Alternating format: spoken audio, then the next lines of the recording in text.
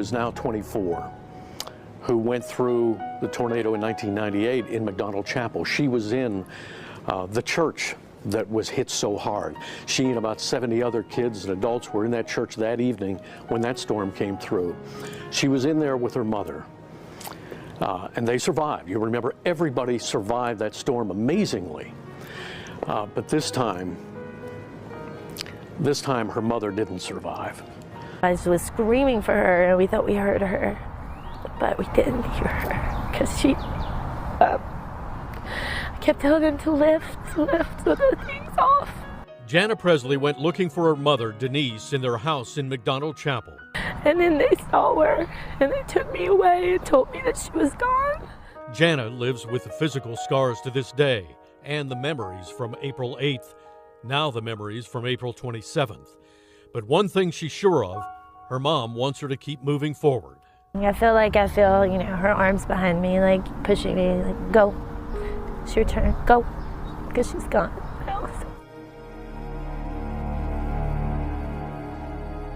This was a 4-bedroom, 3-bath house in Concord Wednesday morning.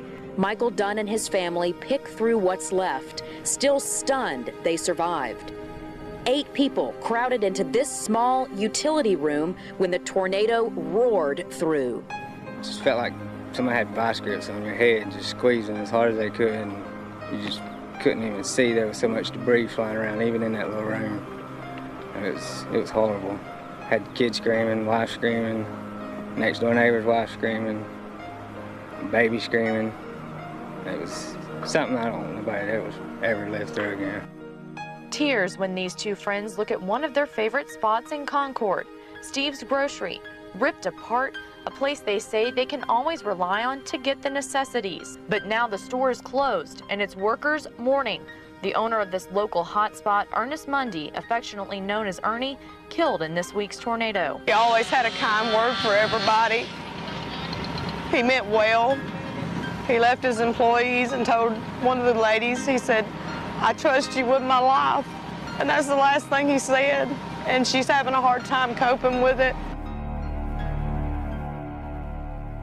The twister cut a path across Fultondale, smashing homes, leaving major damage to the Fultondale First Baptist Church. And at the fire department, it blew off the roof. People that have lost things have given what they have to help other people. And like I say, the response, we haven't had to ask for one meal. Cars were flipped upside down. Houses and restaurants were flattened. This is an area that's very close to the center of the city. Residents say there's a lot of work to be done, and this is an event that changed the city forever.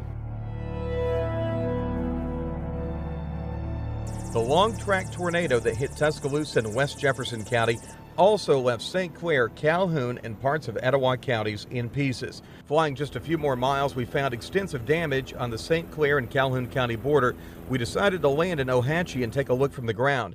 The people who live and work at this horse farm lost everything but their lives.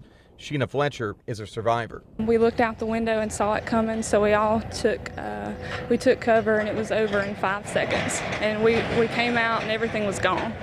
So we're just praying to God that everybody was safe. Everyone was not safe. 7 houses on our street were gone and 2 neighbors died. It was as strong as anything I'd ever seen. Across the road along Neely Henry Lake, this entire neighborhood was wiped out. It was neighbor helping neighbor pick up the pieces today. You've got some houses that are leveled to the foundation here in Ohatchee. Words cannot describe the amount of destruction here. This house is one of the homes that's actually in better shape. The man who lives here, and we always talk about get into that interior room if you do not have a basement or a storm shelter. Well, what he did, he hunkered down in this room beneath his stairway, and this is where he rode out that storm and basically rode it out without getting a scratch. Seemed like it lasted several minutes, but other times I believe it was just seconds, maybe 30, 40 seconds, and it was come and gone. And then I went out and went to checking for my neighbors. You could see the grief that Kevin was carrying. It's just such a heavy burden for one person to carry. I am devastated. Everything anybody could imagine right now as far as emotion, mind. But I get a little peace of mind knowing that that's what I said. You know, I love you, and I'll see you when I get home. Those were the last words Kevin Ispel said to his wife, Tammy, his 7-year-old daughter, Leah, and his dad, Ronnie. All three died when an EF4 tornado tore through the Shoal Creek Valley. Kevin was working at the Honda plant in Lincoln that afternoon. When he couldn't reach his family, he drove home, but was stopped by police blocking Shoal Creek Road. Desperate, Kevin drove around to the other side of the valley, parked, and walked 4 miles. Leah, Tammy, and my dad were laying within 40 feet of one another. I don't have words to explain. I miss them. God don't make mistakes. It was a reminder to me that that's really what this storm did, is it robbed people of their loved ones, and their lives will never be the same, and they have a very heavy burden of grief to carry. They had asked us all in sports to start doing some news reports to help, because the station was basically going around the clock, and they asked me to go do a story over in the St. Clair County area in Asheville on a father of 13. This was the home of the Lee family, a 3-story house where a mother, father, and their 13 children lived. At the time of the tornado, the Lee family was in the bottom floor. Tom was bracing himself against the door, trying to keep the debris out. He was overcome and lost his life. But in his death, he saved what mattered most to him, his wife and children. Loved his family. He loved his Savior and Lord Jesus, and that basically guided everything that Tom said and did. Tom Lee enjoyed working with his hands, fishing and golfing, but more dear to his heart was being a dad to his 13 children, ranging in ages 3 to 27 years old. Tom Lee was such a loved man. Friends like Tom Keene, Mark Tavers, and Jim Ballou are helping the family through their nightmare. The loss is really enormous. I mean, this just speaks to the impact that Tom had on the people who knew them. Never seen anything like it before in my life. You know, usually the worst thing that I have to talk about are wins and losses, not lives.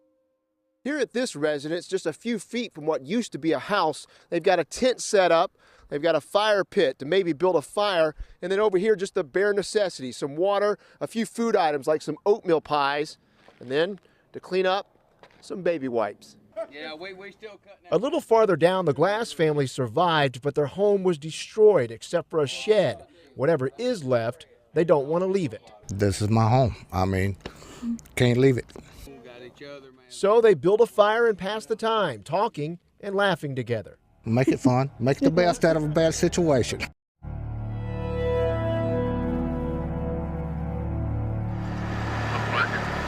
Where were the dogs found? Darlene Harrison and her husband David flew into Tuscaloosa from Dallas, Texas to search for their missing daughter.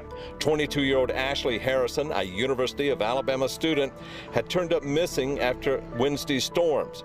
Thursday morning, Mrs. Harrison asked for any help she could get. They cannot find Ashley. She's 5 feet 5 inches tall. She's 120 pounds. A beautiful girl. Long brown dark hair. Beautiful. Anybody, please keep her in your prayers. Unfortunately, a short time later, those prayers were not answered. It was confirmed that Ashley was killed in the severe weather. Meanwhile, people in the Rosedale community continued to work to put their houses back together if they could. And when we came back, we seen they snatched the roof off the house, stuff all messed up. Pretty much lost everything. Many folks died here in Tuscaloosa. The damage, as you can see, extensive. And it's going to take a long time to clean up this mess. But for the folks who survived and are alive today, they'll tell you they're feeling lucky and they believe they learned a valuable lesson. I know from now on, when they say tornado warning, go find me somewhere to hide.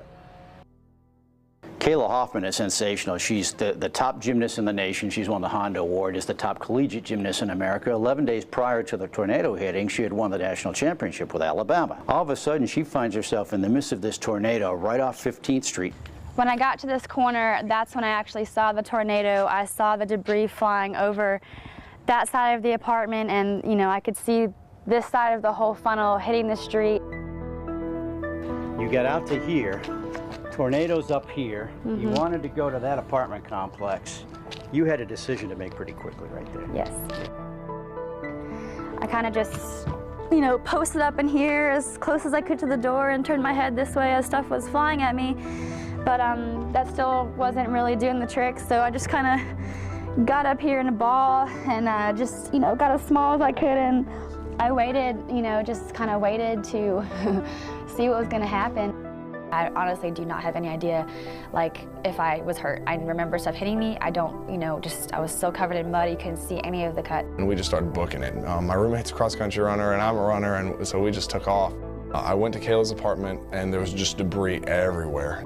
I just grabbed her and just gave her a big old hug. I mean, it was really hard to go through that without him there, and we're just so excited to see each other. Cried so much till you just can't cry no more. I mean, it's awful. For Mandy and Robert Johnson and their 10-year-old son, an RV is where they live for now. Their double-wide trailer was shredded to pieces during Wednesday's tornado. It's the same thing for just about everyone on Camp Cherry Austin Road in Brookwood. It's ugly right now, but we're going to have to start over and make it better. Mrs. Johnson talks about the hardest part about all of this. My 10-year-old son, he's just, I mean, he knows what's going on and just losing his stuff, and, you know, it's not having our home. Though it's very hard, the Johnsons are looking at the bright side of things, which is they survived a very violent tornado. Mr. Johnson was keeping an eye on the weather, and when he realized it was coming straight for Brookwood, he and his family took shelter here in this storm pit with 12 others. I'm finding myself walking around in circles, confused, don't know where to start, don't know what to do. I'd rather see a house fire than have to go back and pick up your pieces and struggle through this mess here. Hi. Hey, sweet girl. Look at the sweet smile on 2-year-old Trinity, and then listen to her family's remarkable story of miraculous recovery here inside Children's Hospital. I can talk about it now because she's doing fine, and I give God all the glory. It began in the town of Holt in Tuscaloosa County. That terrible moment most of us saw on television, they saw up close. As they all got into a bathtub in their mobile home, Father Reginald put a mattress over his wife and kids and climbed on top to try to shield them from what was coming. It was a deep growling noise. Felt like something picked us up and just kind of threw us, and we were just kind of airborne, being tossed inside the trailer. I wasn't accepting what really had happened. I just kept looking up at the sky saying, God, this is not happening. My baby is okay. Their baby, J-Tex, was okay. 6-year-old Jalen had a broken foot, but Trinity was in bad shape.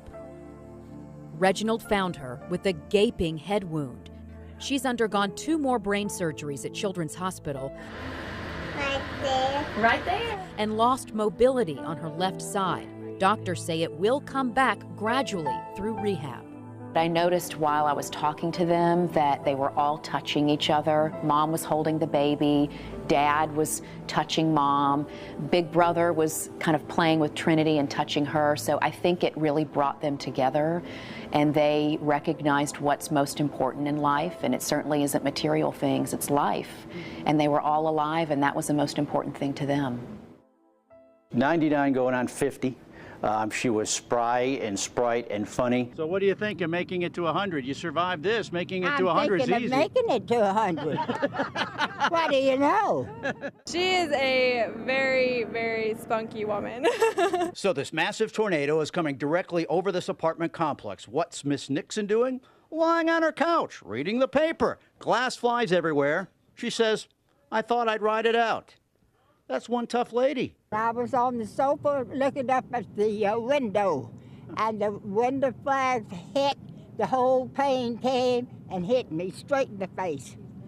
Wow. So and that's exactly the way it happened. When everything was over and we came out, we looked up and Miss Nixon, is looking out of her door and said, "Well, what happened? I don't know what's going on."